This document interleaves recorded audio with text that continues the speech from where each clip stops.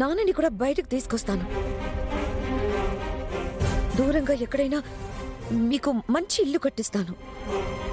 దర్జాగా బ్రతకడానికి కావలసినంత డబ్బిస్తాను. లేని వాటికి ఆశపడటం నీకు అలవాటు, మాకు కాదు. ఇప్పుడు మా బతుకులు బానే ఉన్నాయి. కష్టపడుతున్నాం, పని చేసుకుంటున్నాం, మా తిండి మేం తింటున్నాం. అంతకంటే మాకు ఏ అవసరాలు లేవు. ఆ డబ్బులు, బంగారాలు, ఆ బిల్డింగులు నీకు కావాలి, మాకు కాదు. నీ జీవితంలో మేము లేము, నీకు మాకు ఏ సంబంధము లేదు అని నువ్వు తెగేసి చెప్పినప్పుడే నీ దారి నువ్వు చూసుకోక మమ్మల్ని ఎందుకు అడుగుతున్నావు? పో ఇక్కడి నుంచి.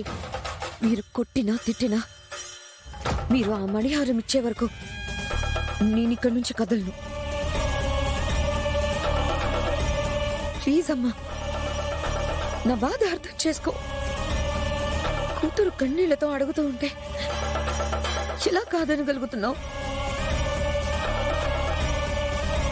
నేను దర్జాగా ఉండడం నీకిష్టం లేదా? ఇంత గొప్ప ఇంట్లో కౌడలుగా బ్రతకాలని నీకు లేదా? ఇది నా తెలివితో నేను సంపాదించుకున్న స్థానం. ఈ స్థానంలో నేను స్ట్రాంగ్ గా నిలబడాలంటే మీరు ఈ చిన్న సాయం చేస్తే చాలమ్మా.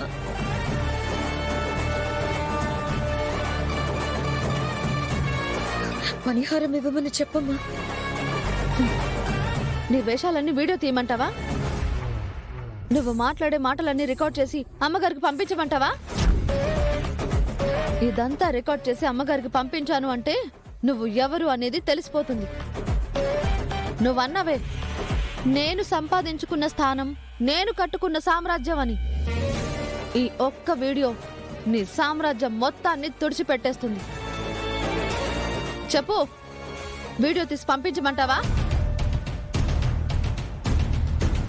నా పరిస్థితి బాలేక నేను తగ్గాను కదా అని నా తల మీద కాలు పెట్టి ఇంకా తొక్కాలని చూడకు చామంతి. ఇంత కష్టపడి ఈ స్థాయికొచ్చిన నాకు నా స్థానాన్ని నిలబెట్టుకోవడం పెద్ద కష్టమేమీ కాదు. నేనంటూ నా స్థానంలో నిలబెడితే కనీసం నా నీడని తాగడానికి కూడా నువ్వు పనికిరావు.